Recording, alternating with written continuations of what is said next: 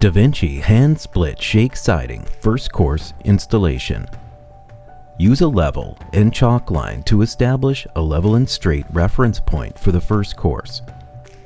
DaVinci recommends the installer continue to check for level lines throughout the installation.